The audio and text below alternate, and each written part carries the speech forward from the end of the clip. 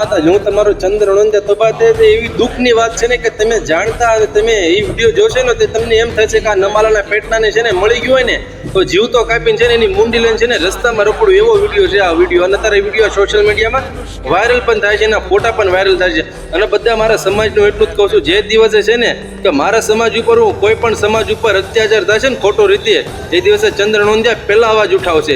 કેમ કે જીવવું તો વળતી ને જીવું, મરી જવું ને તોય વળતી ને જીવું, બાકી બીક તો કોઈના બાપની નથી હોય હજુ તક.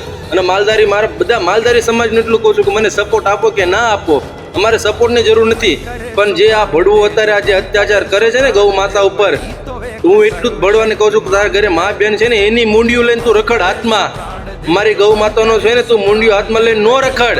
બાકી જે દિવસે મારો હિન્દુ ધર્મ બધો એક થયો ને તો ભારતમાં રહેવું મુશ્કેલ પડી જશે. ભડવાઓ તમને તો બધા હું બધાને એટલું જ કહું છું કે આ વિડીયો બને ને એટલો આ વિડીયો આગળ શેર કરી દેજો ને આ ભડવાને છે ને પકડવાનું ભૂલતા ને. જો તમે ગૌ માતાને માનતા હોય ને અને બધાને ઠાકરના અંશે આ વિડીયો નો શેર કરે ને અને આ ભડવાને જ્યાં લગીને પકડો નહીં ને અને જ્યાં લગીને રોડ ઉપર નાગો કરીને એના કટકા કરીને રોડ ઉપર નો નાખો ને ત્યાં લગીને આ વિડીયો શેર થઈ જાવ જોઈએ. બાકી ભડવાની એક ભડવાને સજા મળી છે ને 17 ભડવા ગૌ માતાને હાથ અડાડે ને તો બધા ભડવાને ખબર પડી જાય કે આ હિન્દુ છે.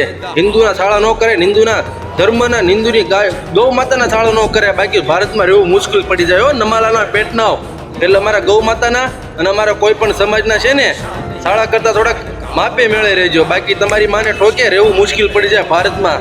યાદ રાખજો. બને ને તો આ વિડીયો આગળ શેર કરી દીજો. બાકી જય માતાજી, જય રખા દાદા અને જય ઠાકર.